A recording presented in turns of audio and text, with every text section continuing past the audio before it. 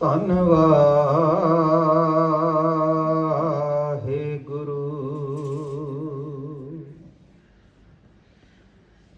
ਵਾਹਿਗੁਰੂ ਸਾਹਿਬ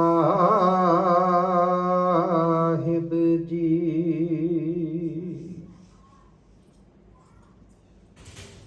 ਜੇਤਾ ਸਮੁੰਦ ਸਾਗਰ ਨੀਰ ਭਰਿਆ, ਤੇ ਅਗਣ ਹਮਾਰੇ।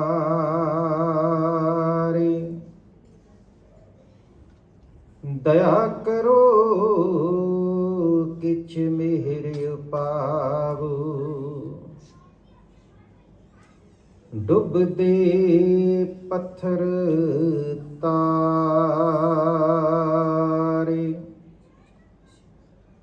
ਮੈਂ ਮੂਰਖ ਕੀ ਕੇਤਕ ਬਾਤ ਹੈ,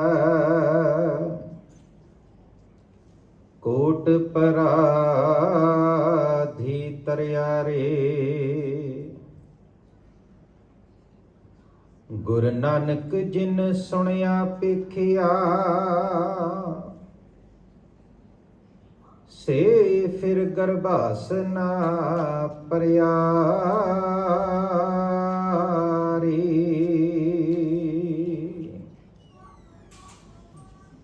ਵਾਹਿਗੁਰੂ ਜੀ ਕਾ ਖਾਲਸਾ, ਵਾਹਿਗੁਰੂ ਜੀ ਕੀ ਫਤਿਹ। ਪਰਮ ਸਨਮਾਨਯੋਗ ਸਾਹਿਬ ਕਮਾਲ ਦੀਨ ਦੁਨੀ ਦੇ ਰਹਿਬਰ, ਮਨੁੱਖਤਾ ਦੇ ਮਾਰਗਦਰਸ਼ਕ ਪਰਮਾਤਮਾ ਵੱਲੋਂ ਸੰਸਾਰ ਨੂੰ ਭੇਂਟ ਕੀਤੇ ਹੋਏ ਸੁੱਚੇ ਅਖਲੀਕੀ ਮੋਤੀਆਂ ਦੇ ਬੇਨਜ਼ੀਰ ਖਜ਼ਾਨੇ, ਬਾਦਸ਼ਾਹ ਦਰਵੇਸ਼ ਸ਼ਾਹੇ ਸ਼ਹਿਨਸ਼ਾਹ ਗੁਰਤਾ ਗੱਦੀ ਤੇ ਬਿਰਾਜਮਾਨ ਸ਼ਬਦ ਗੁਰੂ ਸਾਹਿਬ ਸਤਿਗੁਰੂ ਧੰਨ ਧੰਨ ਧੰਨ ਸ੍ਰੀ ਗੁਰੂ ਗ੍ਰੰਥ ਸਾਹਿਬ ਮਹਾਰਾਜ ਜੀਆਂ ਦੀ ਅਪਾਰ ਬਖਸ਼ਿਸ਼ ਰਹਿਮਤ ਹੋਈ। ਸਾਨੂੰ ਸਾਰਿਆਂ ਨੂੰ ਸਤਿਗੁਰਾਂ ਨੇ ਆਪਣੀ ਸੰਗਤ ਕਰਨ ਦਾ, ਸੇਵਾ ਕਰਨ ਦਾ, ਚਾਕਰੀ ਕਰਨ ਦਾ ਇਹ ਬਹੁਤ ਹੀ ਕੀਮਤੀ ਅਨਮੋਲ ਸਮਾਂ ਬਖਸ਼ਿਸ਼ ਕੀਤਾ ਹੈ। ਸਤਿਗੁਰੂ ਗੁਰੂ ਗਰੀਬ ਨਵਾਜ ਰਹਿਮਤਾਂ ਔਰ ਬਖਸ਼ਿਸ਼ਾਂ ਦੇ ਸਾਗਰ ਹਨ। ਜਿਸ ਜੀਵਨ ਨੇ ਸਤਿਗੁਰਾਂ ਦੀ ਪਾਵਨ ਪਵਿੱਤਰ ਸੰਗਤ ਨੂੰ ਮਾਣਿਆ, ਉਹ ਜੀਵਨ ਦੇ ਅਸਲ ਸੁੱਖ ਨੂੰ ਹਾਸਲ ਕਰਨ ਵਿੱਚ ਸਮਰੱਥ ਹੋ ਸਕਿਆ। ਉਸ ਦਾ ਜੀਵਨ ਪਰਮ ਜੀਵਨ ਵਿੱਚ ਲੀਨ ਹੋ ਗਿਆ, ਔਰ ਜੀਵਨ ਮ੍ਰਿਤਿਉ ਦਾ ਰੂਪ ਨਹੀਂ ਬਣਿਆ, ਜੀਵਨ ਨਿਰੰਕਾਰ ਦਾ ਰੂਪ ਬਣ ਗਿਆ।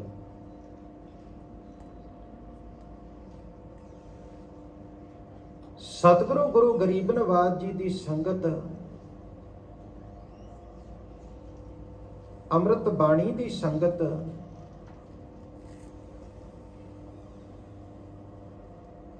ਜੀਵਨ ਨੂੰ ਪਰਮੇਸ਼ਵਰ ਦਾ ਸਰੂਪ ਬਖਸ਼ ਦਿੰਦੀ ਹੈ। ਜੀਵਨ ਅੰਦਰ ਪਰਮੇਸ਼ਵਰ ਦਾ ਪ੍ਰਕਾਸ਼ ਉਜਾਲਾ ਹੋ ਜਾਂਦਾ ਹੈ, ਔਰ ਜੀਵਨ ਆਪਣੇ ਅਸਲ ਸਰੂਪ ਨੂੰ ਸਮਝ ਲੈਂਦਾ ਹੈ। ਸਤਿਗੁਰੂ ਗੁਰੂ ਗਰੀਬ ਨਵਾਜ ਅੰਮ੍ਰਿਤਮਈ ਬਾਣੀ ਵਿੱਚ ਇਹ ਸੁੰਦਰ ਬਚਨ ਆਖਦੇ ਨੇ, ਧੁਰ ਕੀ ਬਾਣੀ ਆਈ ਤਿਨ ਸਗਲੀ ਚਿੰਤ ਮਿਟਾਈ। ਵਾਹੋ ਵਾਹੋ ਬਾਣੀ ਨਿਰੰਕਾਰ ਹੈ, ਤਿਸ ਜੀਵੜ ਅਵਰ ਨ ਕੋਇ। ਅਗਰ ਸੰਸਾਰ ਵਿੱਚ ਕਿਤੇ ਨਿਰੰਕਾਰ ਦਾ ਸਰੂਪ ਹੈ ਤੇ ਉਹ ਅੰਮ੍ਰਿਤਮਈ ਬਾਣੀ ਹੈ। ਅਗਰ ਸੰਸਾਰ ਵਿੱਚ ਕਿਤੇ ਨਿਰੰਕਾਰ ਹੈ ਤੇ ਉਹ ਪਰਮੇਸ਼ਵਰ ਦੀ ਅੰਮ੍ਰਿਤ ਰੂਪੀ ਸਿਰਜੀ ਹੋਈ, ਪਰਮੇਸ਼ਵਰ ਦੇ ਰੰਗ ਵਿੱਚ ਰੰਗੀ ਹੋਈ, ਪਰਮੇਸ਼ਵਰ ਦੇ ਪ੍ਰੇਮ ਵਿੱਚ ਭਿੱਜੀ ਹੋਈ, ਪਰਮੇਸ਼ਵਰ ਦੀ ਅੰਮ੍ਰਿਤਮਈ ਇਲਾਹੀ ਬਾਣੀ ਹੈ। ਜਿਸ ਨੂੰ ਸਤਿਗੁਰੂ ਗੁਰੂ ਗਰੀਬ ਨਵਾਜ ਨਦਰ ਕਰਕੇ ਕਿਰਪਾ ਕਰਕੇ ਆਪਣੀ ਪਾਵਨ ਬਾਣੀ ਦੀ ਸੰਗਤ ਬਖਸ਼ ਦਿੰਦੇ ਨੇ, ਉਹਨਾਂ ਦਾ ਜੀਵਨ ਪਰਮੇਸ਼ਵਰ ਦਾ ਸਰੂਪ ਹੋ ਜਾਂਦਾ ਹੈ।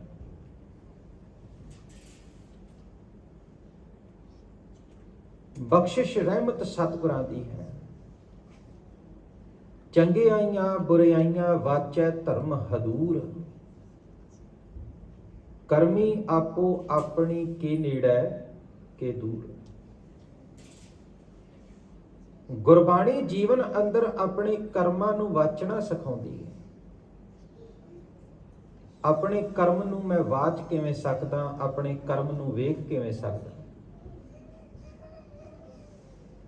ਗੁਰਬਾਣੀ ਸਾਡੇ ਅੰਦਰ ਦਾ ਸਾਨੂੰ ਚੇਤਾ ਕਰਾਉਂਦਿਆਂ ਹੋਇਆਂ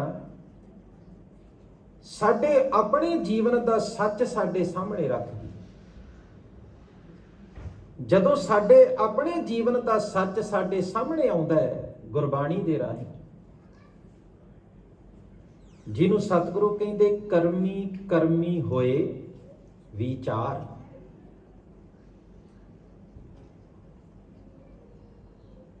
ਕਰਮਾਂ ਦੇ ਉੱਤੇ ਵਿਚਾਰ ਜਿਹੜਾ ਹੈ ਉਹ ਪਰਮੇਸ਼ਵਰ ਨੇ ਤੇ ਬਾਅਦ ਵਿੱਚ ਕਰਨਾ ਹੈ, ਪਹਿਲਾਂ ਸਾਨੂੰ ਕਰਨਾ ਚਾਹੀਦਾ। ਕਿ ਜੋ ਮੈਂ ਕਰਮ ਕਰ ਰਿਹਾ ਹਾਂ ਉਹ ਧਰਮ ਦੇ ਅਨੁਕੂਲ ਹਨ ਜਾਂ ਨਹੀਂ ਹਨ। ਵਾਚੈ ਧਰਮ ਹਦੂਰ, ਹਦੂਰ ਤੋਂ ਭਾਵ ਹੈ ਸਾਹਮਣੇ। ਕਈ ਵਿਦਵਾਨਾਂ ਨੇ ਅਰਥ ਇਹ ਵੀ ਕੀਤਾ ਵੀ ਧਰਮ ਰਾਜ ਵਾਚੇਗਾ। ਧਰਮ ਹਦੂਰ ਦਾ ਉਹਨਾਂ ਅਰਥ ਧਰਮ ਰਾਜ ਕਰ ਦਿੱਤਾ। ਪਰ ਇਸ ਗੱਲ ਨੂੰ ਜਦੋਂ ਗਹੁ ਨਾਲ ਸਮਝਦੇ ਆ, ਸਤਿਗੁਰੂ ਗੁਰੂ ਨਾਨਕ ਪਾਤਸ਼ਾਹ ਜਦੋਂ ਜਪਜੀ ਸਾਹਿਬ ਦੀ ਅੰਮ੍ਰਿਤਮਈ ਬਾਣੀ ਆਰੰਭ ਕਰਦੇ, ਕਿਉਂਕਿ ਸੰਗਤ ਵੱਲੋਂ ਬੇਨਤੀ ਹੋਈ ਸੀ ਕਿ ਜਪਜੀ ਸਾਹਿਬ ਦੀ ਪਾਵਨ ਬਾਣੀ ਦੀ ਵਿਚਾਰ ਜਿਹੜੀ ਹੈ ਉਹ ਰੱਖਣੀ। ਸਤਿਗੁਰੂ ਗੁਰੂ ਨਾਨਕ ਸਾਹਿਬ ਮਹਾਰਾਜ ਅੰਮ੍ਰਿਤਮਈ ਬਾਣੀ ਜਪਜੀ ਸਾਹਿਬ ਸੰਸਾਰ 'ਚ ਪ੍ਰਗਟ ਕਰਦੇ ਨੇ, ਜਿਸ ਦਾ ਅਸਲ ਨਾਂ ਜਪ ਹੈ।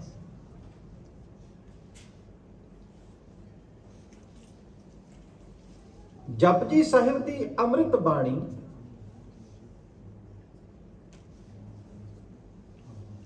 ਕਰਮ ਦਾ ਚੇਤਾ ਕਰਾਉਂਦੀ। ਗੱਲ ਕਰਮ ਤੋਂ ਹੀ ਸ਼ੁਰੂ ਕੀਤੀ ਗੁਰੂ ਸਾਹਿਬ ਨੇ, ਔਰ ਕਰਮ ਤੇ ਹੀ ਆਣ ਕੇ ਸਤਿਗੁਰਾਂ ਨੇ ਗੱਲ ਮੁਕਾਈ।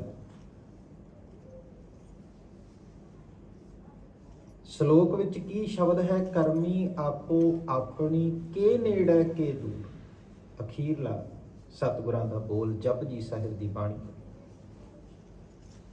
ਔਰ ਜਿੱਥੋਂ ਸਤਿਗੁਰਾਂ ਨੇ ਅੰਮ੍ਰਿਤ ਬਾਣੀ ਆਰੰਭ ਕੀਤੀ ਉੱਥੇ ਵੀ ਕਰਮ ਦਾ ਜ਼ਿਕਰ ਹੋ ਰਿਹਾ ਹੈ।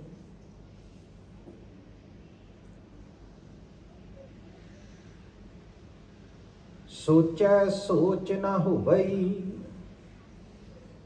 ਜੇ ਸੋਚੀ ਲੱਖ ਵਾਰ। ਚੁਪੈ ਚੁੱਪ ਨਾ ਹੋਵਈ, ਜੇ ਲਾਈ ਰਹਾ ਲਿਵਤਾਰ।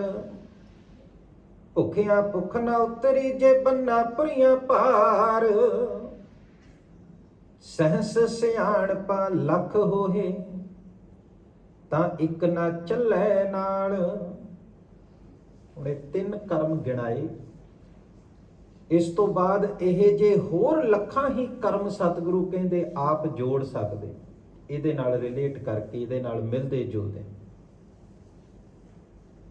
ਚੰਗਿਆਈਆਂ ਬੁਰਿਆਈਆਂ ਵਾਚੈ ਧਰਮ ਹਦੂਰ। ਧਰਮ ਦੇ ਸਾਹਮਣੇ ਰੱਖ ਕੇ, ਧਰਮ ਕੋਈ ਗੱਲ ਕਹਿੰਦਾ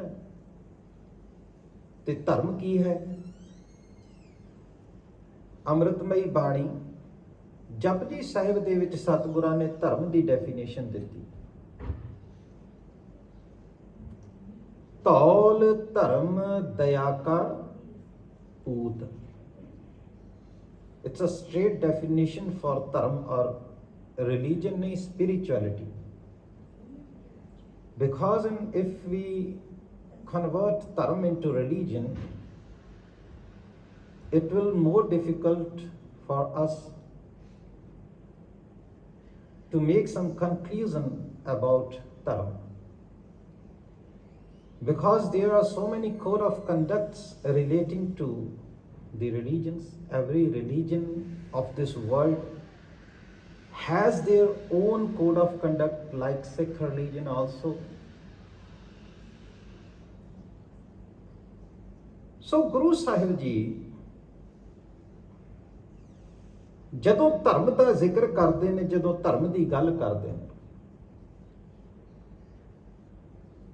ਔਰ ਧਰਮ ਨੂੰ ਸਤਿਗੁਰੂ ਕਰਮ ਦੇ ਨਾਲ ਜੋੜਦੇ ਨੇ। ਗੁਰੂ ਗ੍ਰੰਥ ਸਾਹਿਬ ਜੀ ਦੀ ਪਾਵਨ ਬਾਣੀ ਦਾ ਇੱਕ ਬੜਾ ਸੁੰਦਰ ਲਫ਼ਜ਼ ਹੈ, ਧਰਮ ਧਰਮ ਔਰ ਕਰਮ। ਧਰਮ ਨਾਲ ਜੁੜੇ ਹੋਏ ਜਿਤਨੇ ਵੀ ਕਰਮ ਨੇ,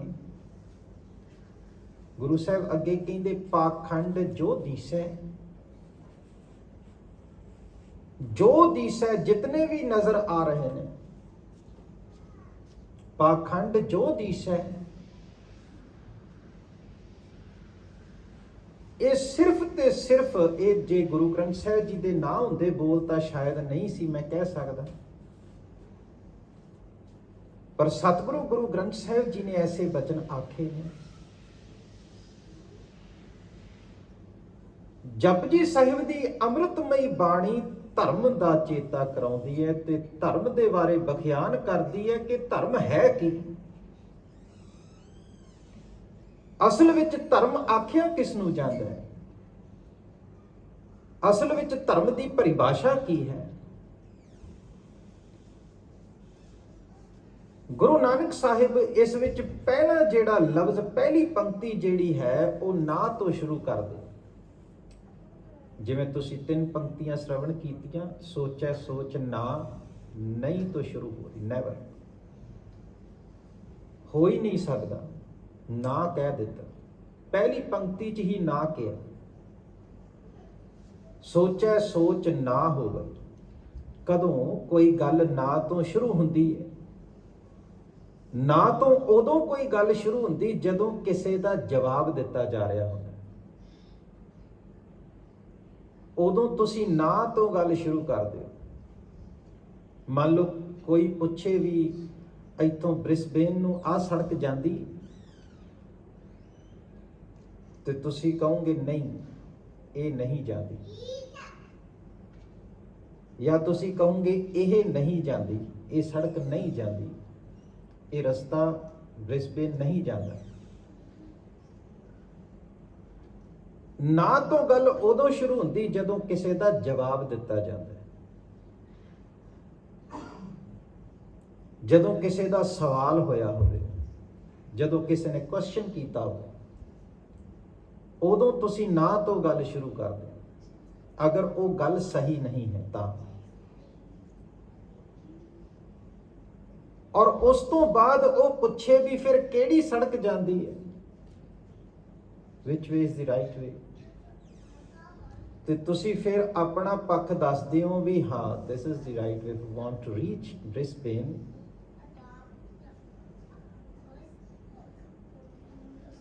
in correct duration of time, then you have to follow this way। ਸੋ ਫਿਰ ਉਹ ਤੁਹਾਡੀ ਗੱਲ ਹੋਵੇਗੀ। ਧੰਨ ਗੁਰੂ ਨਾਨਕ ਸਾਹਿਬ ਮਹਾਰਾਜ ਜਪਜੀ ਸਾਹਿਬ ਦੀ ਬਾਣੀ ਜੇ ਅਸੀਂ 2 ਹਿੱਸਿਆਂ 'ਚ ਕਰੀਏ ਤਾਂ ਸੌਖਾ ਹੋਊਗਾ। ਗੁਰੂ ਨਾਨਕ ਪਾਤਸ਼ਾਹ ਦੀ ਜੇ ਆਪਣੀ ਗੱਲ ਦੀ ਗੱਲ ਕਰੀਏ, ਕਿੱਥੋਂ ਸ਼ੁਰੂ ਹੁੰਦੀ ਰਸਤਾ, ਔਰ ਕਿੱਥੇ ਜਾਣ ਦਾ ਰਸਤਾ, ਕਿੱਥੇ ਪਹੁੰਚਣ ਦਾ ਰਸਤਾ, ਆਪਾਂ ਪਹੁੰਚਣਾ ਕਿੱਥੇ, ਆਪਾਂ ਜਾਣਾ ਕਿੱਥੇ, ਦੌੜ ਲੱਗੀ ਹੋਈ ਪਿੰਧੀ ਉਬਕਲੇ ਸੰਸਾਰਾ, ਭਰਮ ਭਰਮ ਆਏ ਤੁਮਚੇ ਦੁਆਰਾ।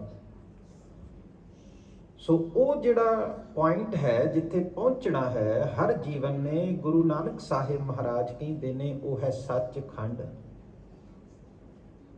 ਜਿਹਨੂੰ ਕਿਹਾ ਸੱਚ ਖੰਡ ਵਸੈ ਨਿਰੰਕਾਰ। ਇਹ ਜਿਹੜੀ ਜਗ੍ਹਾ ਹੈ ਜਪਜੀ ਸਾਹਿਬ, ਇੱਥੇ ਪਹੁੰਚਣ ਦਾ ਐਡਰੈਸ, ਸੱਚਖੰਡ ਤੱਕ ਜਾਣ ਦਾ ਤਰੀਕਾ ਹੈ। ਔਰ ਉੱਥੇ ਤੱਕ ਪਹੁੰਚਣ ਵਾਸਤੇ ਉਸ ਤੋਂ ਪਹਿਲਾਂ 4 ਸਟੇਸ਼ਨਸ ਨੇ, 4 ਪੜਾਵ ਨੇ। ਗੁਰੂ ਨਾਨਕ ਪਾਤਸ਼ਾਹ ਦੀ ਗੱਲ ਸ਼ੁਰੂ ਕਿੱਥੋਂ ਹੁੰਦੀ? ਧਰਮ ਖੰਡ ਕਾ ਇਹੋ ਧਰਮ, ਇੱਥੋਂ ਗੱਲ ਸ਼ੁਰੂ ਹੁੰਦੀ ਉਹਨਾਂ ਦੀ ਆਪਣੀ। ਧਰਮ ਖੰਡ ਕਾ ਇਹੋ ਧਰਮ, ਆਹੀ ਗੱਲ ਹੈ। ਗੁਰੂ ਸਾਹਿਬ ਕਹਿੰਦੇ ਇਹੋ ਧਰਮ, ਉੱਥੋਂ ਆਪਣੀ ਗੱਲ ਸ਼ੁਰੂ ਕਰਦੇ। ਉਸ ਤੋਂ ਬਾਅਦ ਫਿਰ ਜਿੰਨੀਆਂ ਗੱਲਾਂ ਸਤਿਗੁਰੂ ਗੁਰੂ ਨਾਨਕ ਪਾਤਸ਼ਾਹ ਜਪਜੀ ਸਾਹਿਬ 'ਚ ਕਰਦੇ, ਉਹ ਕੰਡੈਮਡ ਨਹੀਂ, ਉਹ ਪ੍ਰੂਵ ਕਰ ਰਹੇ ਨੇ। ਧਰਮਖੰਡ,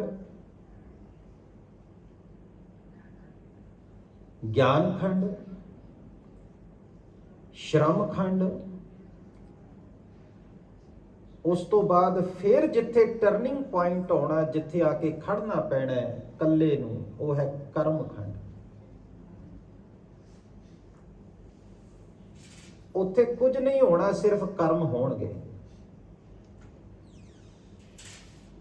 ਕਰਮ ਖੰਡ ਤੇ ਆਪਾਂ ਰੁਕਦੇ ਹਾਂ ਤੇ ਇਸ ਦੇ ਚੌਗਿਰਦੇ ਹੀ ਸਾਰਾ ਕੁਝ ਘੁੰਮ ਰਿਹਾ। ਗੁਰੂ ਨਾਨਕ ਸਾਹਿਬ ਮਹਾਰਾਜ ਕਰਮ ਖੰਡ ਕੀ ਬਾਣੀ ਜੋਰ, ਤਿੱਥੈ ਹੋਰ ਨਾ ਕੋਈ ਹੋਰ, ਕੋਈ ਨਹੀਂ ਹੋਣਾ ਉੱਥੇ। ਗੁਰੂ ਸਾਹਿਬ ਨੇ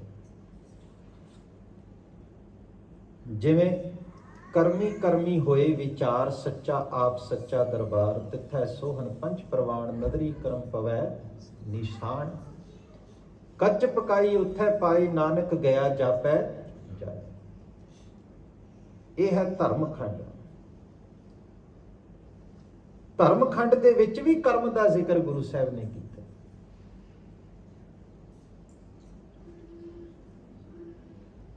ਔਰ ਇਸ ਤੋਂ ਪਹਿਲਾਂ ਵੀ ਗੁਰੂ ਸਾਹਿਬ ਧਰਮ ਦਾ ਜ਼ਿਕਰ ਕਰਦੇ ਨੇ, ਜੋ ਅਸੀਂ ਪਹਿਲਾਂ ਹੀ ਇੱਕ ਪੰਕਤੀ ਜਪਜੀ ਸਾਹਿਬ ਦੀ ਲਿੱਤੀ ਸੀ ਕਿ ਧੌਲ ਧਰਮ ਦਇਆ ਕਾ ਪੂਤ, ਸੰਤੋਖ ਥਾਪ ਰਖਿਆ ਜਿਨ ਸੂਤ। ਜਿਹਦੇ ਜੀਵਨ ਦੇ ਵਿੱਚ 2 ਚੀਜ਼ਾਂ ਨੇ,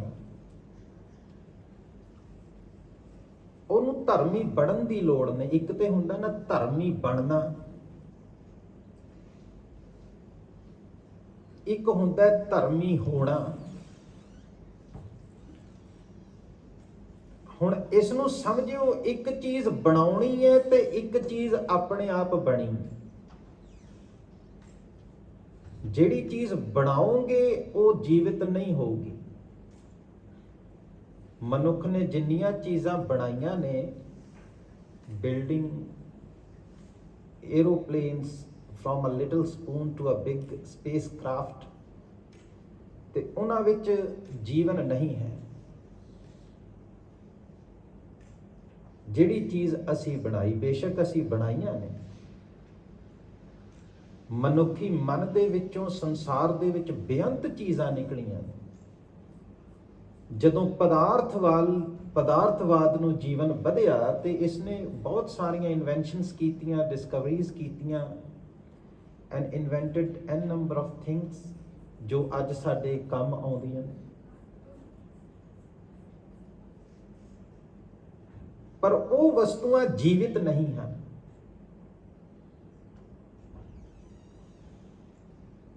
ਇੱਕ ਹੈ ਆਪਣੇ ਆਪ ਤੋਂ ਬਣਨਾ, ਆਪਣੇ ਆਪ ਤੋਂ ਪ੍ਰਗਟ ਹੋਣਾ, ਜਿਸ ਨੂੰ ਗੁਰਬਾਣੀ ਨੇ ਸਹਿਜ ਵੀ ਆਖਿਆ। ਧਰਮ ਬਣਾਉਣਾ ਨਹੀਂ ਹੈ। ਗੁਰੂ ਸਾਹਿਬ ਕਹਿੰਦੇ ਧਰਮ ਆਪਣੇ ਆਪ ਪ੍ਰਗਟ ਹੋਣਾ ਚਾਹੀਦਾ। ਧਰਮ ਦੇ ਪ੍ਰਗਟ ਹੋਣ ਦੇ ਲਈ ਮਾਹੌਲ ਚਾਹੀਦਾ ਹੈ, ਐਟਮੋਸਫੇਅਰ ਨੀਡਡ।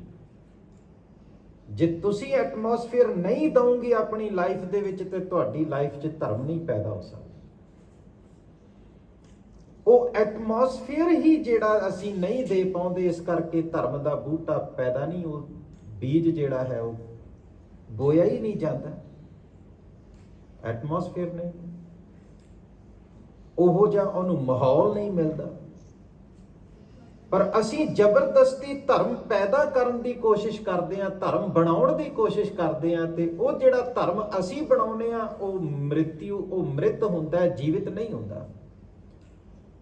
ਉਸ ਵਿੱਚ ਕੋਈ ਜੀਵਨ ਨਹੀਂ ਹੁੰਦਾ, ਉਸ ਵਿੱਚ ਕੋਈ ਹਰਕਤ ਨਹੀਂ ਹੁੰਦੀ, ਉਸ ਵਿੱਚ ਕੋਈ ਅਹਿਸਾਸ ਨਹੀਂ ਹੁੰਦਾ। ਇਸ ਕਰਕੇ ਉਸ ਵਿੱਚੋਂ ਕੋਈ ਆਨੰਦ ਵੀ ਨਹੀਂ ਨਿਕਲਦਾ। ਜੋ ਧਰਮ ਅਸੀਂ ਪੈਦਾ ਕਰਦੇ, ਉਹ ਧਰਮ ਕੀ ਹੈ? ਸੋਚੈ ਸੋਚ ਨਾ ਹੋਵੇ, ਜੇ ਸੋਚੀ ਬਣਾਉਣ ਦੀ ਕੋਸ਼ਿਸ਼ ਕੀਤੀ, ਘੜਨ ਦੀ ਕੋਸ਼ਿਸ਼ ਕੀਤੀ, ਅਖੀਰ ਤੇ ਜਾ ਕੇ ਗੁਰੂ ਸਾਹਿਬ ਫਿਰ ਘੜਨ ਦੀ ਗੱਲ ਕਰਦੇ। ਜਤ ਪਹਾਰਾ ਧੀਰਜ ਸੁਨਿਆਰ, ਅਹਰਣ ਮਤ ਵੇਦ ਹਥਿਆਰ। ਇਹ ਕੁਝ ਬਣਾਉਣ ਦੀ ਗੱਲ ਹੋ ਰਹੀ, ਕੁਝ ਬਣਨ ਦੀ ਗੱਲ, ਐਟਮੋਸਫੇਅਰ ਤਿਆਰ ਕੀਤਾ ਜਾ ਰਿਹਾ। ਜਤ ਪਹਾਰਾ ਧੀਰਜ ਸੁਨਿਆਰ, ਅਹਰਣ ਮਤ ਵੇਦ ਹਥਿਆਰ। ਭਉ ਖੱਲਾ ਅਗਨ ਤਪਤਾਉ, ਭਾਂਡਾ ਭਾਉ ਅੰਮ੍ਰਿਤ ਤਿਤ ਢਾਲ। ਘੜੀਐ ਸ਼ਬਦ ਸੱਚੀ ਟਕਸਾਲ। ਹੁਣ ਆਪਣੇ ਆਪ ਬਣਨਾ ਕੀ ਹੈ? ਜਿਨ ਕੋ ਨਦਰ ਕਰਮ, ਇਹ ਕਿਰਪਾ ਨਾਲ ਹੋਣਾ, ਨਦਰ ਨਾਲ ਹੋਣਾ, ਰਹਿਮਤ ਨਾਲ ਹੋਣਾ, ਬਖਸ਼ਿਸ਼ ਨਾਲ ਹੋਣਾ। ਐਟਮੋਸਫੇਅਰ ਮੈਂ ਤਿਆਰ ਕਰ ਦਿੱਤਾ। ਨਾਨਕ ਨਦਰੀ ਨਦਰ ਨਿਹਾਲ। ਜਿਹੜਾ ਪਰਮੇਸ਼ਵਰ ਦੀ ਨਦਰ ਦੇ ਹੇਠ ਆ ਗਿਆ, ਜਿਹੜਾ ਉਹਦੀ ਕਿਰਪਾ ਬਖਸ਼ਿਸ਼ ਦੇ ਹੇਠ ਆ ਗਿਆ।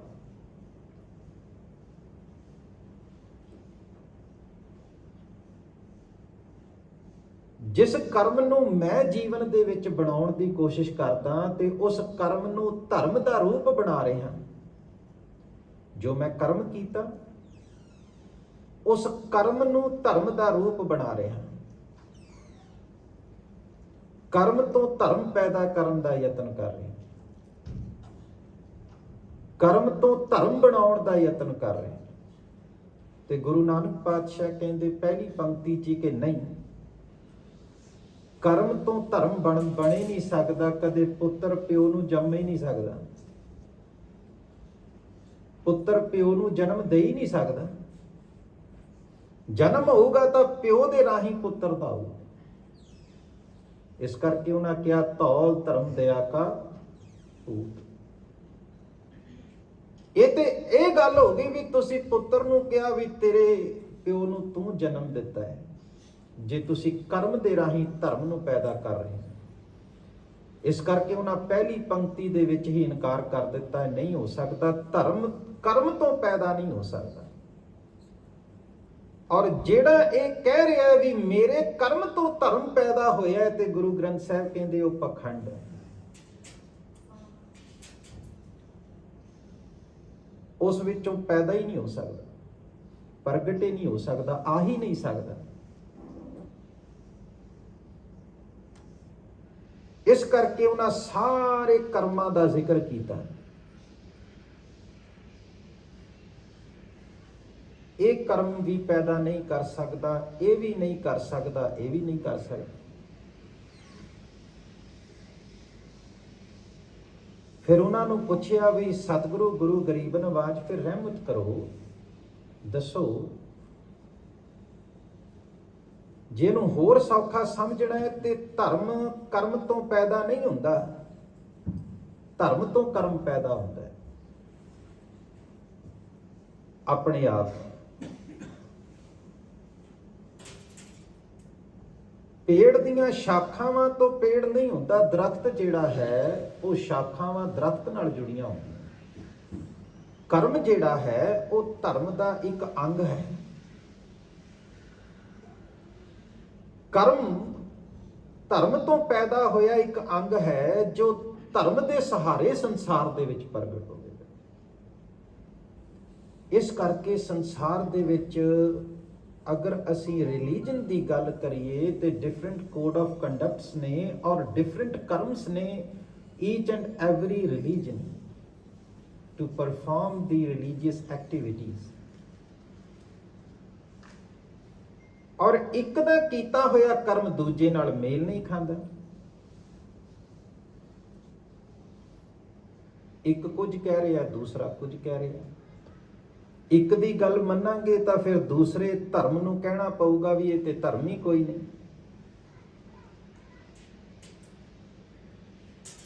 If you study the philosophy of different religions,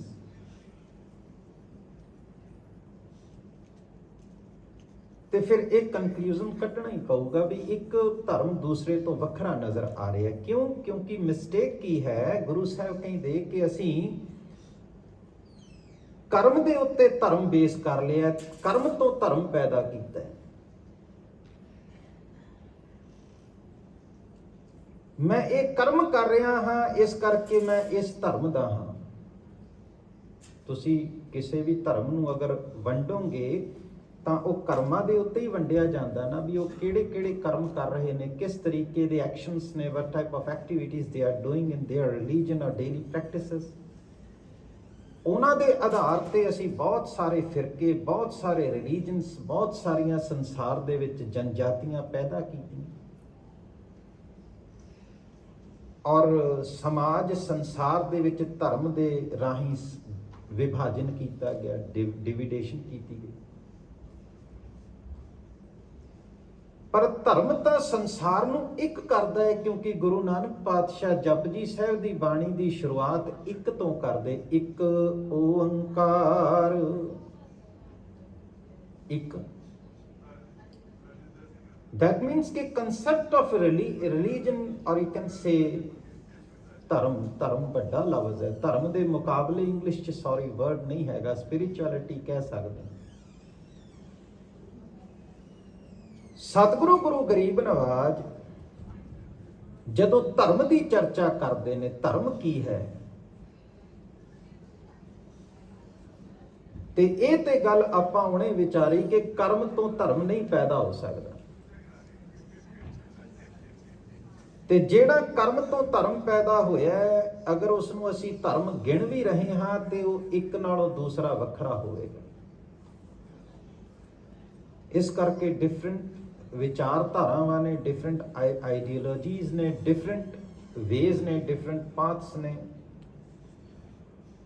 ਫਿਰ ਸਾਨੂੰ ਕਹਿਣਾ ਪੈਂਦਾ ਵੀ different ways, different path, but destination is the same. ਤੇ ਡੈਸਟੀਨੇਸ਼ਨ ਸੇਮ ਇੱਕ ਹੈ ਤੇ ਫਿਰ ਰਸਤਾ ਇੱਕ ਕਿਉਂ ਨਹੀਂ? ਜੇ ਪਹੁੰਚਣਾ ਹੀ ਸਾਰਿਆਂ ਨੇ ਇੱਕੋ ਜਗ੍ਹਾ ਤੇ ਹੈ, ਇੱਕੋ ਜਗ੍ਹਾ ਤੇ ਤੁਰੇ ਆ, ਇੱਕੋ ਥਾਂ ਤੋਂ ਤੁਰੇ ਆ, ਇੱਕੋ ਥਾਂ ਤੇ ਪਹੁੰਚਣਾ ਹੈ, ਫਿਰ ਉਹ ਇੱਕ ਰਸਤਾ ਕਿਉਂ ਨਹੀਂ? ਕਿਉਂਕਿ ਅਸੀਂ ਕਰਮ ਤੋਂ ਧਰਮ ਪੈਦਾ ਕਰ ਰਹੇ ਹਾਂ। ਅਸੀਂ ਕਰਮ ਦੇ ਰਾਹੀਂ ਧਰਮ ਨੂੰ ਸੰਸਾਰ 'ਚ ਲਿਆਉਣ ਦਾ ਯਤਨ ਕਰ ਰਹੇ ਹਾਂ, ਪਰ ਨਹੀਂ ਆ ਸਕਦਾ। ਤੇ ਗੁਰੂ ਨਾਨਕ ਸਾਹਿਬ ਮਹਾਰਾਜ ਧਰਮ ਤੋਂ ਜਦੋਂ ਕਰਮ ਪੈਦਾ ਹੋਵੇਗਾ, ਕਿੱਦਾਂ ਹੋਵੇਗਾ?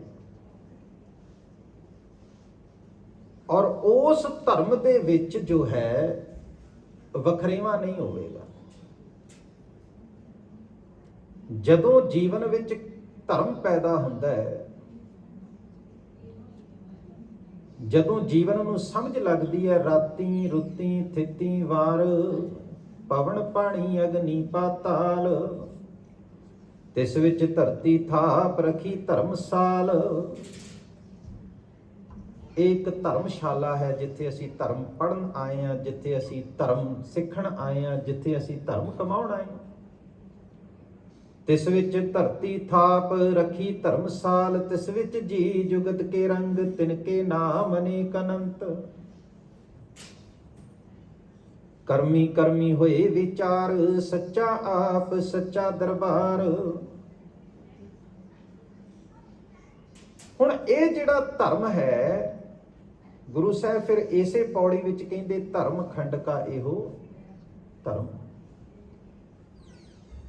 ਹੁਣ ਕਹਿੰਦੇ ਗਿਆਨ ਖੰਡਕਾ ਆਖੋਂ ਕਰਮ। ਇੱਥੇ ਕਰਮ ਦਾ ਅਰਥ ਹੈ ਪ੍ਰੋਪਰਟੀਜ਼, ਨੇਚਰ।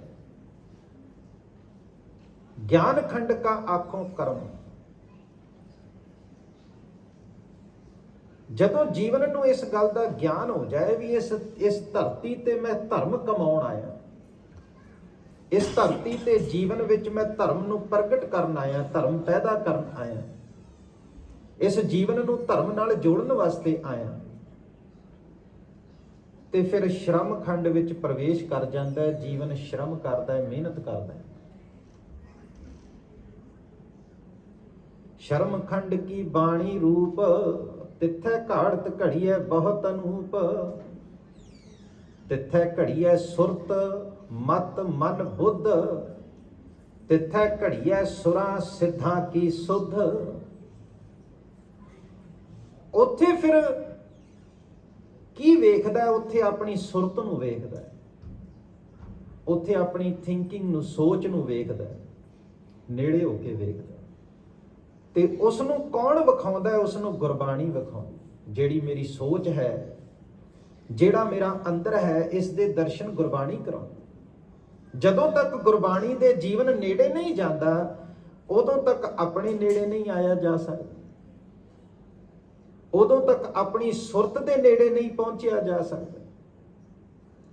ਸੁਰਤ ਨੂੰ ਨੇੜੇ ਕਰਨ ਵਾਸਤੇ ਫਿਰ ਅੰਮ੍ਰਿਤਮਈ ਕੀਰਤਨ ਹੈ। ਜਦੋਂ ਪਰਮੇਸ਼ਵਰ ਦੇ ਰੰਗ ਵਿੱਚ ਭਿੱਜ ਕੇ, ਰਾਗ ਦੇ ਰੰਗ ਵਿੱਚ ਭਿੱਜ ਕੇ ਕੋਈ ਜੀਵਨ ਅੰਮ੍ਰਿਤਮਈ ਕੀਰਤਨ ਦੇ ਨਾਲ ਜੁੜਦਾ ਹੈ, ਆਪਣੀ ਸੁਰਤ ਦੇ ਨਜ਼ਦੀਕ ਆਉਂਦਾ ਹੈ। ਸ਼ਬਦ ਸੁਰਤ, ਸ਼ਬਦ ਦੇ ਰਾਹੀਂ ਸੁਰਤ ਤੱਕ ਪਹੁੰਚਦਾ ਹੈ। ਸ਼ਬਦ ਗੁਰੂ ਸੁਰਤ ਧੁਨ ਚੇਲਾ। ਔਰ ਇੱਥੋਂ ਤੱਕ ਦਾ ਜਿਹੜਾ ਵਿਵਰਣ ਹੈ ਉਹ ਇਸ ਸਰੀਰ ਦਾ ਹੈ। ਇਸ ਤੋਂ ਬਾਅਦ ਹੈ ਕਰਮ ਖੰਡ। ਜਦੋਂ ਜੀਵਨ ਦੇ ਵਿੱਚ ਧਰਮ ਪੈਦਾ ਹੁੰਦਾ ਹੈ ਤੇ ਉਸ ਜੀਵਨ ਵਿੱਚ ਦੋ ਚੀਜ਼ਾਂ ਆਉਂਦੀਆਂ, ਧਰਮ ਤੋਂ ਕਰਮ। ਸਭ ਤੋਂ ਪਹਿਲੀ ਚੀਜ਼ ਆਵੇਗੀ ਦਇਆ। ਧੌਲ ਧਰਮ ਦਇਆ ਕਾ ਫੂਲ। ਉਸ ਤੋਂ ਬਾਅਦ ਆਵੇਗਾ ਸੰਤੋਖ। ਸੰਤੋਖ ਥਾਪ ਰੱਖਿਆ ਜਿਨ ਸੂਤ। ਔਰ ਜਦੋਂ ਜੀਵਨ ਵਿੱਚ ਇਹ ਦੋ ਚੀਜ਼ਾਂ ਆ ਗਈਆਂ, ਦਇਆ ਔਰ ਸੰਤੋਖ, ਇਸ ਗੱਲ ਦਾ ਗਿਆਨ ਹੋਇਆ ਵੀ ਸ੍ਰਿਸ਼ਟੀ ਤੇ ਧਰਮ ਕਮਾਉਣ ਆਏ ਤੇ ਮਿਹਨਤ ਸ਼ੁਰੂ ਕੀਤੀ, ਆਪਣੀ ਸੁਰਤ ਨੂੰ ਵਾਚਿਆ। ਸੁਰਤ ਨੂੰ ਵਾਚਿਆ ਤੇ ਜੀਵਨ ਵਿੱਚ ਨਜ਼ਰ ਆਇਆ ਵੀ ਮੇਰੇ ਅੰਦਰ ਤੇ ਦਇਆ ਹੈ ਹੀ ਨਹੀਂ। ਮਾਨਸ ਖਾਣੇ ਕਰੇ ਨਿਵਾਜ, ਛੁਰੀ ਵਗਾਇਨ ਜਿਨਕਲ ਤਾਗ। ਮੈਂ ਤੇ ਮਨੁੱਖਾਂ ਦਾ ਖੂਨ ਖਾ ਪੀ ਰਿਹਾ, ਮੈਂ ਤੇ ਹੋਰਨਾਂ ਲੋਕਾਂ ਨੂੰ ਜਿੱਧਰ ਨੂੰ ਲੰਘ ਜਾਂਦਾ ਉਧਰ ਨੂੰ ਸਾੜ ਪੈ ਜਾਂਦੇ ਆ। ਮੈਂ ਤੇ ਜੀਵਨ ਇਸ ਤਰ੍ਹਾਂ ਜਿਉ ਰਿਹਾ ਹਾਂ ਜਿਸ ਤਰ੍ਹਾਂ ਮੇਰਾ ਜੀਵਨ ਜੋ ਹੈ ਉਹ ਬਾਕੀਆਂ ਦਾ ਵਿਰੋਧੀ ਹੋਵੇ। ਅਸੀਂ ਤਾਂ ਬੋਲ ਵੀ ਸਕਦੇ ਹਾਂ, ਸੁਣ ਵੀ ਸਕਦੇ ਹਾਂ, ਵੇਖ ਵੀ ਸਕਦੇ ਹਾਂ, ਤੁਰ ਵੀ ਸਕਦੇ ਹਾਂ, ਪਰ ਕਈ ਐਸੇ ਵੀ ਜੀਵ ਨੇ ਜਿਹੜੇ ਨਾ ਬੋਲ ਸਕਦੇ ਨੇ, ਨਾ ਸੁਣ ਸਕਦੇ ਨੇ, ਨਾ ਤੁਰ ਸਕਦੇ।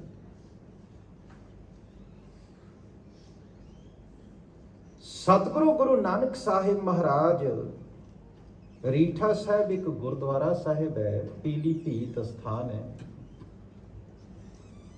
ਭਾਰਤ ਵਿੱਚ। ਉੱਥੇ ਇੱਕ ਰੀਠਿਆਂ ਦਾ ਦਰਖਤ ਹੈ ਜਿਸ ਹੇਠਾਂ ਗੁਰੂ ਨਾਨਕ ਪਾਤਸ਼ਾਹ ਬਿਰਾਜੇ। ਮੇਰੀ ਬੇਨਤੀ ਨੂੰ ਸਮਝਣ ਦਾ ਯਤਨ ਕਰਿਓ ਤੇ ਸਤਿਗੁਰੂ ਗੁਰੂ ਨਾਨਕ ਸਾਹਿਬ ਮਹਾਰਾਜ ਜੀਆਂ ਨੇ ਉਸ ਰੀਠਿਆਂ ਦੇ ਦਰਖਤ ਦੇ ਹੇਠਾਂ ਬੈਠਣਾ ਕੀਤਾ ਤੇ ਅੱਜ ਤੱਕ ਇਹ ਮੰਨਿਆ ਜਾਂਦਾ ਹੈ ਤੇ ਇਹ ਕਈਆਂ ਨੇ ਖਾਦੇ ਵੀ ਨੇ, ਮੈਂ ਵੀ ਖਾਦੇ ਨੇ ਉਹ ਰੀਠੇ, ਕਿ ਉਹ ਛੁਆਰਿਆਂ ਵਰਗੇ ਮਿੱਠੇ ਨੇ। ਹੁਣ ਦਰਖਤ ਨਾ ਬੋਲ ਸਕਦਾ, ਨਾ ਸੁਣ ਸਕਦਾ, ਨਾ ਵੇਖ ਸਕਦਾ, ਨਾ ਤੁਰ ਸਕਦਾ, ਪਰ ਫਿਰ ਵੀ ਜਦੋਂ ਗੁਰੂ ਨਾਨਕ ਪਾਤਸ਼ਾਹ ਦੀ ਸੰਗਤ ਵਿੱਚ ਆਇਆ ਤੇ ਆਪਣੀ ਕੁੜੱਤਨ ਭੁੱਲ ਗਿਆ, ਮਿਠਾਸ ਨਾਲ ਭਰ ਗਿਆ, ਆਪਣੇ ਆਪ ਭਰਿਆ, ਆਪਣੇ ਅੰਦਰ ਦਾ ਕੌੜਾਪਨ ਸਮਾਪਤ ਹੋ ਗਿਆ ਉਸਦਾ, ਤੇ ਗੁਰੂ ਨਾਨਕ ਪਾਤਸ਼ਾਹ ਜੀ ਦੀ ਮਿਠਾਸ ਦੇ ਵਿੱਚ ਲੀਨ ਹੋ ਗਿਆ ਤੇ ਅੱਜ ਤੱਕ ਮਿੱਠਾ ਹੀ ਹੈ। ਵਲੀ ਕੰਧਾਰੀ ਨੇ ਇੱਕ ਪੱਥਰ ਸੁੱਟਿਆ ਸੀ ਹਸਨ ਅਬਦਾਲ 'ਚ ਜਦੋਂ ਗੁਰੂ ਨਾਨਕ ਪਾਤਸ਼ਾਹ ਬਿਰਾਜੇ ਸਨ, ਮਰਦਾਨੇ ਨੇ ਆਖਿਆ ਸੀ ਪਿਆਸ ਲੱਗੀ ਹੈ, ਤੇ ਗੁਰੂ ਸਾਹਿਬ ਕਹਿੰਦੇ ਇੱਕ ਪੀਰ ਰਹਿੰਦਾ ਹੈ, ਬੜੀ ਬੰਦਗੀ ਕਰਦਾ ਹੈ, ਸਿਮਰਨ ਕਰਦਾ ਹੈ, ਵਲੀ ਕੰਧਾਰੀ, ਉਹ ਤੋਂ ਮੰਗ। ਉਹ ਕ੍ਰੋਧ ਵਿੱਚ ਆਇਆ, ਕਿਉਂਕਿ ਗੁਰੂ ਨਾਨਕ ਦੀ ਉਪਮਾ ਕਰ ਦਿੱਤੀ ਮਰਦਾਨੇ ਨੇ ਉਹਦੇ ਸਾਹਮਣੇ। ਜਦੋਂ ਉਹਨੇ ਪੁੱਛਿਆ ਵੀ ਤੂੰ ਇਕੱਲਾ ਹੀ ਆਇਆ, ਕਹਿੰਦਾ ਨਹੀਂ, ਮੇਰੇ ਨਾਲ ਮੇਰਾ ਮੁਰਸ਼ਦ ਹੈ, ਮਾਲਕ ਹੈ, ਨਾਨਕ ਉਸਦਾ ਨਾਮ ਹੈ। ਪੰਜਾਬ ਦੇਸ਼ ਵਿੱਚ ਉਹ ਰਹਿੰਦਾ ਹੈ ਤੇ ਸਾਰੇ ਸੰਸਾਰ ਵਿੱਚ ਉਹਦੀ ਅਜ਼ਮਤ ਪ੍ਰਗਟ ਹੈ। ਤੇ ਕਹਿੰਦਾ ਵੀ ਜੇ ਇੰਨਾ ਹੀ ਅਜ਼ਮਤ ਵਾਲਾ ਹੈ, ਫਿਰ ਆਪਣਾ ਪਾਣੀ ਕਾਤੇ ਨਹੀਂ ਪ੍ਰਗਟ ਕਰ ਲਈ। ਪਾਣੀ ਨਹੀਂ ਦਿੱਤਾ, ਪੱਥਰ ਸੁੱਟਿਆ। ਅੱਜ ਵੀ ਗੁਰੂ ਨਾਨਕ ਪਾਤਸ਼ਾਹ ਜੀ ਦਾ ਪੰਜਾ ਉਸ ਵਿੱਚ ਨਜ਼ਰ ਆਉਂਦਾ। ਹੁਣ ਪੱਥਰ ਦਾ ਸੁਭਾਵ ਹੈ ਕਠੋਰ, ਜਿਹਦੇ ਵੱਜ ਜਾਏ ਸੱਟ ਵੱਜਦੀ, ਚੋਟ ਲੱਗਦੀ। ਪਰ ਗੁਰੂ ਨਾਨਕ ਪਾਤਸ਼ਾਹ ਦੀ ਸ਼ਰਨ ਚ ਆਇਆ ਤੇ ਮੋਮ ਵਰਗਾ ਕੋਮਲ ਹੋ ਗਿਆ, ਪਿਘਲ ਗਿਆ।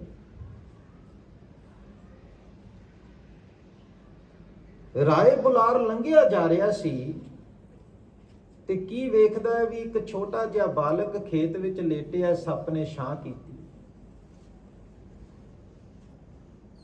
ਸੱਪ ਦਾ ਸੁਭਾਵ ਹੈ ਜ਼ਹਿਰ ਨਾਲ ਭਰਿਆ ਹੋਇਆ ਹੈ,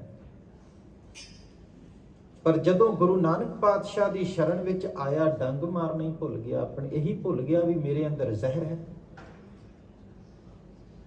ਆਪਣੀ ਜ਼ਹਿਰ ਨੂੰ ਭੁਲਾ ਕੇ ਗੁਰੂ ਨਾਨਕ ਪਾਤਸ਼ਾਹ ਦੀ ਸੰਗਤ ਵਿੱਚ ਆ ਕੇ ਗੁਰੂ ਨਾਨਕ ਦੇ ਰੰਗ ਵਿੱਚ ਰੰਗ ਗਿਆ। ਸੰਸਾਰ ਦੇ ਵਿੱਚ ਇਹਨਾਂ ਲੋਕਾਂ ਦਾ, ਇਹਨਾਂ ਜੀਵਾਂ ਦਾ ਵੀ ਵੇਖੋ ਤੁਸੀਂ ਕਿਸ ਤਰੀਕੇ ਦੇ ਨਾਲ ਸੁਭਾਅ ਬਦਲਿਆ ਜਦੋਂ ਗੁਰੂ ਨਾਨਕ ਦੀ ਸ਼ਰਨ ਚ ਆਏ। ਅਸੀਂ ਜਿਸ ਪਰਿਵਾਰ ਵਿੱਚ ਰਹਿੰਦੇ ਆ, ਜਿਸ ਮਾਹੌਲ ਵਿੱਚ ਰਹਿੰਦੇ ਆ, ਸਾਡੇ ਨਾਲ ਰਹਿਣ ਵਾਲਿਆਂ ਦਾ ਵੀ ਸੁਭਾਅ ਬਦਲਣਾ ਚਾਹੀਦਾ ਹੈ ਸਾਡੀ ਸੰਗਤ ਵਿੱਚ ਆ ਕੇ। ਇਹਨੂੰ ਕਹਿੰਦੇ ਆ ਆਪਣੇ ਆਪ ਤੋਂ ਧਰਮ ਪ੍ਰਗਟ ਹੋਣਾ। ਕੋਈ ਸਾਹਮਣੇ ਕ੍ਰੋਧ ਵਾਲਾ ਆਇਆ ਹੈ, ਕੋਈ ਸਾਹਮਣੇ ਹੰਕਾਰੀ ਆਇਆ ਹੈ, ਤੇ ਉਹ ਗੁਰੂ ਨਾਨਕ ਦੇ ਰੰਗ ਵਿੱਚ ਰੰਗਿਆ ਗਿਆ। ਜੇ ਸੱਜਣ ਠੱਗ ਆਇਆ ਤੇ ਠੱਗੀ ਛੱਡ ਦਿੱਤੀ, ਜੇ ਕੌਡਾ ਰਾਖਸ਼ ਆਇਆ ਤੇ ਉਹ ਵੀ ਸਾਧ ਬਣ ਗਏ। ਜੇ ਗੁਰੂ ਨਾਨਕ ਪਾਤਸ਼ਾਹ ਸ਼੍ਰੀਲੰਕਾ ਵਿੱਚ ਜਾ ਕੇ ਬਿਰਾਜਮਾਨ ਹੋਏ ਤੇ ਉੱਥੇ ਪਦਮਣੀ ਨਾਮ ਦੀ ਇੱਕ ਵੈਸ਼ਿਆ ਗੁਰੂ ਨਾਨਕ ਦੀ ਸ਼ਰਨ ਚ ਆਈ ਤੇ ਸਾਧ ਬਣ ਗਈ, ਸੰਤ ਬਣ ਗਈ।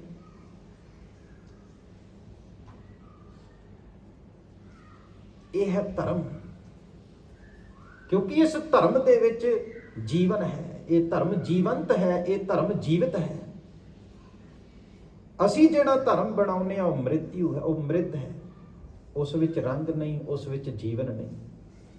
ਹੁਣ ਜਿਹੜਾ ਆਪ ਹੀ ਜੀਵਿਤ ਨਹੀਂ, ਉਹ ਕਿਸੇ ਨੂੰ ਜੀਵਨ ਕਿਵੇਂ ਦੇ ਸਕਦਾ? ਸੋ ਧੰਨ ਗੁਰੂ ਨਾਨਕ ਸਾਹਿਬ ਮਹਾਰਾਜ ਜੀ ਨੇ ਜਿਸ ਧਰਮ ਦਾ ਜ਼ਿਕਰ ਕੀਤਾ, ਉਹ ਧਰਮ ਹੈ ਧੌਲ ਧਰਮ ਦਇਆ ਕਾ ਪੂਤ। ਦਇਆ ਔਰ ਸੰਤੋਖ ਜੀਵਨ ਵਿੱਚ ਜਦੋਂ ਆ ਜਾਏ ਤੇ ਜੀਵਨ ਦੇ ਵਿੱਚ ਇੱਕ ਕਰਮ ਪੈਦਾ ਹੁੰਦਾ ਹੈ। ਉਹ ਕਰਮ ਹੁੰਦਾ ਹੈ ਸੇਵਾ ਦਾ। ਉਹ ਮਨੁੱਖਤਾ ਦੀ ਸੇਵਾ ਕਰਨ ਲੱਗ ਜੂਗਾ। ਜਿਹਦੇ ਜੀਵਨ ਵਿੱਚ ਦਇਆ ਆ ਗਈ, ਧਰਮ ਤੋਂ ਕਰਮ ਪੈਦਾ ਹੋਇਆ ਨਾ, ਕਰਮ ਤੋਂ ਧਰਮ ਨਹੀਂ ਪੈਦਾ ਹੋਇਆ। ਜਦੋਂ ਧਰਮ ਆਇਆ ਤੇ ਜੀਵਨ ਸੇਵਾ ਵਿੱਚ ਲੱਗ ਗਿਆ। ਕਰਮ ਕੀ ਬਣਿਆ? ਸੇਵਾ ਕਰਨਾ। ਜਦੋਂ ਧਰਮ ਪੈਦਾ ਹੋਇਆ ਤੇ ਜੀਵਨ ਵਿੱਚ ਇੱਕ ਹੋਰ ਕਰਮ ਪੈਦਾ ਹੁੰਦਾ ਹੈ। ਉਹ ਕਰਮ ਆਪਣੇ ਆਪ ਹੁੰਦਾ ਹੈ, ਲਾਉਣਾ ਨਹੀਂ ਪੈਂਦਾ। ਉਹ ਹੈ ਸਿਮਰਨ ਦਾ। ਇਸ ਕਰਕੇ ਸਤਿਗੁਰਾਂ ਨੇ ਇੱਕ ਹੀ ਕਰਮ ਦਾ ਜ਼ਿਕਰ ਕੀਤਾ, ਉਹ ਹੈ ਸੇਵਾ। ਸੋ ਧੌਲ ਧਰਮ ਦਇਆ ਕਾ ਪੂਤ। ਹੁਣ ਸੇਵਾ ਜਿਹੜੀ ਹੈ ਉਹ ਭਾਵੇਂ ਕ੍ਰਿਸਚੀਅਨਿਟੀ ਨੂੰ ਮੰਨਣ ਵਾਲੀ ਮਦਰ ਟੈਰੇਸਾ ਕਰ ਰਹੀ ਹੈ, ਭਾਵੇਂ ਸਿੱਖ ਧਰਮ ਨੂੰ ਮੰਨਣ ਵਾਲੇ ਭਗਤ ਪੂਰਨ ਸਿੰਘ ਕਰ ਰਹੇ। ਦੋਨਾਂ ਦੇ ਤੁਸੀਂ ਕਰਮ ਮੈਚ ਕਰ ਲਓ ਤੇ ਉਹਨਾਂ ਵਿੱਚ ਵਖਰੇਵਾਂ ਨਜ਼ਰ ਨਹੀਂ ਆਊਗਾ। ਕਿਉਂ? ਔਰ ਐਸੇ ਬਹੁਤ ਸਾਰੇ ਸੰਸਾਰ ਦੇ ਲੋਕ ਨੇ ਜਦੋਂ ਤੁਸੀਂ ਉਹਨਾਂ ਦੇ ਕਰਮ ਮੈਚ ਕਰੋਗੇ ਤਾਂ ਉਹ ਇੱਕੋ ਹੀ ਹੋਵੇਗਾ, ਉਹ ਹੋਵੇਗਾ ਸਮਾਜ ਦੀ ਸੇਵਾ, ਮਨੁੱਖਤਾ ਦੀ ਸੇਵਾ, ਆਪਣਾ ਆਪ ਕੁਰਬਾਨ ਕਰਨ ਦੀ ਬਿਰਤੀ, ਆਪਣਾ ਆਪ ਸਮਾਜ ਨੂੰ ਦੇ ਦੇਣ ਦੀ ਬਿਰਤੀ। ਜਿਵੇਂ ਕਬੀਰ ਨੇ ਕਿਹਾ, ਕਬੀਰ ਮੇਰਾ ਮੁਝ ਮੈਂ ਕਿਛ ਨਹੀਂ, ਜੋ ਕਿਛ ਹੈ ਸੋ ਤੇਰਾ, ਤੇਰਾ ਤੁਝ ਕੋ ਸੌਂਪਤੇ ਕਿਆ ਲੱਗਿਆ ਮੇਰਾ। ਇਹ ਹੈ ਧਰਮ ਤੋਂ ਕਰਮ ਪੈਦਾ ਹੋਣਾ, ਪਰ ਇਹ ਪੈਦਾ ਹੁੰਦਾ ਹੈ, ਇਹ ਆਪਣੇ ਆਪ ਤੋਂ ਪ੍ਰਗਟ ਹੁੰਦਾ ਹੈ ਜਦੋਂ ਦਇਆ ਔਰ ਸੰਤੋਖ ਜੀਵਨ ਵਿੱਚ ਪ੍ਰਗਟ ਹੋ ਜਾਏ। ਔਰ ਫਿਰ ਇਸ ਜੀਵਨ ਦੇ ਵਿੱਚੋਂ ਜੋ ਕਰਮ ਪੈਦਾ ਹੁੰਦਾ ਹੈ, ਉਹ ਸੇਵਾ, ਆਪਣਾ ਆਪ ਦੇ ਦੇਣ ਦੀ ਜੋ ਬਿਰਤੀ ਪੈਦਾ ਹੁੰਦੀ ਹੈ, ਉਹ ਕਰਮ ਜਿਹੜਾ ਹੈ, ਉਹੀ ਕਰਮ ਪਰਮੇਸ਼ਵਰ ਦੀ ਰਹਿਮਤ ਦਾ ਮਾਰਗ ਬਣਦਾ ਹੈ ਤੇ ਜੀਵਨ ਵਿੱਚ ਪਰਮੇਸ਼ਵਰ ਦਾ ਸਿਮਰਨ ਪ੍ਰਗਟ ਹੋ ਜਾਂਦਾ ਹੈ। ਫਿਰ ਉਹ ਸਿਮਰਨ ਦੇ ਵਿੱਚ ਜੋ ਜੀਵਨ ਲੀਨ ਹੋ ਜਾਂਦਾ ਹੈ, ਉਹ ਸੱਚਖੰਡ ਵਿੱਚ ਪ੍ਰਵੇਸ਼ ਕਰ ਜਾਂਦਾ ਹੈ। ਕਰਮ ਖੰਡ ਕੀ ਬਾਣੀ ਜੋਰ, ਤਿੱਥੈ ਹੋਰ ਨਾ ਕੋਈ ਹੋਰ, ਤਿੱਥੈ ਜੋਧ ਮਹਾਬਲ ਸੂਰ, ਤਿਨ ਮੈਂ ਰਾਮ ਰਹਿਆ ਭਰਪੂਰ, ਤਿੱਥੈ ਸੀਤੋ ਸੀਤਾ ਮਹਿਮਾ ਮਾਹੇ। ਉਹਦੀ ਮਹਿਮਾ ਵਿੱਚ ਸਿਉਂਤਾ ਜਾਂਦਾ ਹੈ। ਜਿਸ ਤਰ੍ਹਾਂ ਕੱਪੜੇ ਪਾਏ ਨੇ ਅਸੀਂ ਸਿਉ ਕੇ ਇੱਕ ਬਣ ਗਏ ਨਾ, ਕਈ ਬਾਹਾਂ ਕੱਟੀਆਂ ਗਈਆਂ, ਲੱਤਾਂ ਕੱਟੀਆਂ ਗਈਆਂ, ਪਰ ਜਦੋਂ ਸਿਉਤਾ ਗਿਆ ਤੇ ਇੱਕ ਕੱਪੜਾ ਬਣ ਗਿਆ। ਤਿੱਥੈ ਸੀਤੋ ਸੀਤਾ ਮਹਿਮਾ ਮਾਹੇ, ਪਰਮੇਸ਼ਵਰ ਦੀ ਮਹਿਮਾ ਵਿੱਚ ਇਹ ਕੱਟਿਆ ਵੱਡਿਆ ਮਨ ਜਿਹੜਾ ਸੀ ਉਹ ਸਿਉਤਾ ਗਿਆ, ਇੱਕ ਬਣ ਗਿਆ। ਤਾਂ ਕਿ ਰੂਪ ਨਾ ਕਥਨੇ ਜਾਹੇ, ਫਿਰ ਉਹ ਜਿਹੜਾ ਕੱਪੜਾ ਬਣਦਾ, ਉਹ ਜਿਹੜੇ ਵਸਤਰ, ਉਹਨੂੰ ਪਾਉਣ ਵਾਲੇ ਦੀ ਮਹਿਮਾ ਨੂੰ ਬਿਆਨ ਹੀ ਨਹੀਂ ਕੀਤਾ ਜਾ ਸਕਦਾ। ਤਾਂ ਕਿ ਰੂਪ ਨਾ ਕਥਨੇ ਜਾਹੇ, ਨਾ ਉਹ ਮਰ ਹੈ। ਫਿਰ ਗੁਰੂ ਸਾਹਿਬ ਕਹਿੰਦੇ ਉਸ ਜੀਵਨ ਵਿੱਚ ਮ੍ਰਿਤਿਉ ਵੀ ਨਹੀਂ ਆਉਂਦੀ। ਨਾ ਉਹ ਮਰੈ ਨਾ ਠਾਗੇ ਜਾਹੇ, ਜਿਨ ਕੈ ਰਾਮ ਬਸੈ ਮਨ ਮਾਹੇ, ਤਿੱਥੈ ਭਗਤ ਵਸੈ ਕੇ ਲੋ, ਕਰੈ ਆਨੰਦ ਸੱਚਾ ਮਨ ਸੋਏ, ਸੱਚਖੰਡ ਵਸੈ ਨਿਰੰਕਾਰ, ਕਰ ਕਰ ਵੇਖੈ ਨਦਰ ਨਿਹਾਲ, ਤਿੱਥੈ ਖੰਡ ਮੰਡਲ ਵਰ ਭੰਡ, ਜੇ ਕੋ ਕਥੈ ਤਾਂ ਅੰਤ ਨਾ ਅੰਤ, ਤਿੱਥੈ ਲੋ ਲੋ ਆਕਾਰ, ਜਿਵ ਜਿਵ ਹੁਕਮ ਤਿਵੈ ਤਿਵਕਾਰ, ਵੇਖੈ ਵਿਗਸੈ ਕਰ ਵਿਚਾਰ। ਇਹਨੂੰ ਵੇਖ ਔਰ ਸਿਰਫ ਵੇਖ ਕੇ ਇਹਦਾ ਆਨੰਦ ਚੁੱਕ। ਨਾਨਕ ਕਥਨਾ ਕਰੜਾ ਸਾਰ, ਫਿਰ ਜੇ ਇਹਨੂੰ ਤੁਸੀਂ ਕਥਨ ਕਰਨ ਦਾ ਯਤਨ ਕਰੋਗੇ ਤਾਂ ਨਹੀਂ ਕਰ ਸਕਦੇ। ਕਬੀਰ ਗੂੰਗੇ ਗੁੜ ਖਾਇਆ ਪੂਛੇ ਤੇ ਕਿਆ ਕਹੀਏ, किससे पता पूछे खाना काबा, जिसको खबर थी उसकी वो बेखबर निकला। हरजस कहते कहन ना जाई, जैसे गूंगे की मिठाई। इस अवस्था ਨੂੰ ਆਪ ਹੀ ਮਾਣਿਆ ਜਾ ਸਕਦਾ, ਇਸ ਅਵਸਥਾ ਦਾ ਆਨੰਦ ਆਪ ਹੀ ਲਿੱਤਾ ਜਾ ਸਕਦਾ।